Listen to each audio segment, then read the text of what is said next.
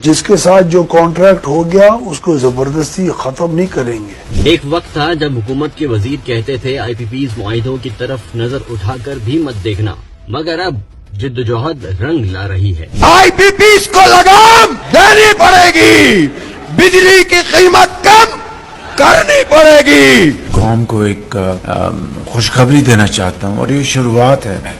5 آئی P Ps نے بجلی کی جو خریداری کے جو معاہدے ہیں، کانٹریکٹس ہیں، ان کے اوپر ایک اتفاق ہوا، ایگریمنٹ ہوا ہے۔